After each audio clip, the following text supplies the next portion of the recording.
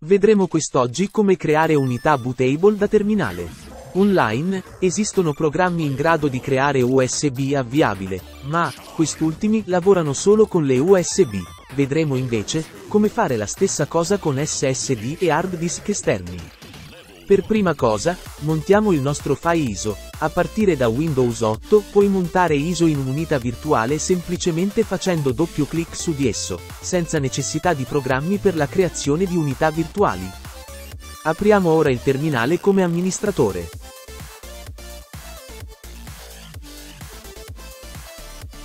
Ed eseguiamo gli utility di Scopart.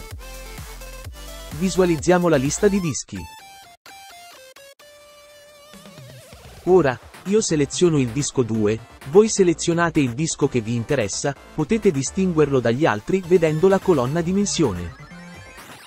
Cancelliamo tutte le partizioni al suo interno. Creiamo una partizione primaria.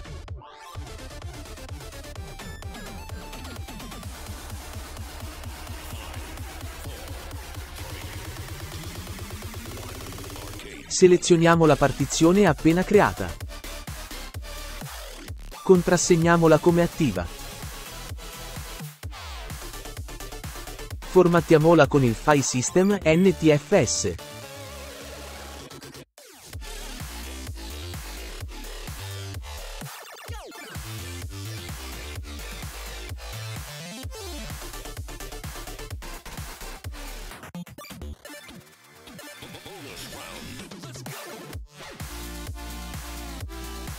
Ed infine, assegniamo una lettera d'unità alla partizione appena formattata.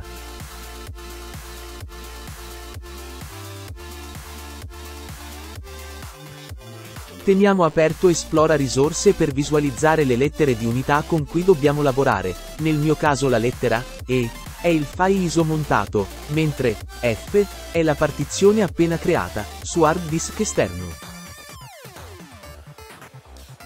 Usciamo dagli utility di Scopart.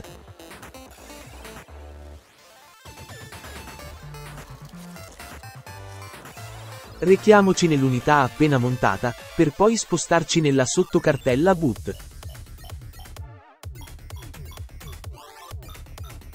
Creiamo lo stesso settore di avvio sull'unità creata tramite di Scopart.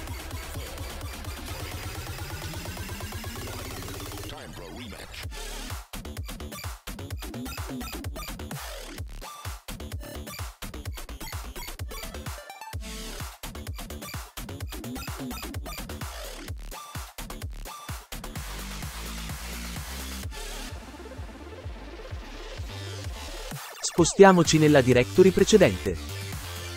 Infine, tramite il comando xcopy, copiamo tutto il contenuto dell'unità nell'unità creata con di Scopart, incluso i file di sistema ed i file nascosti.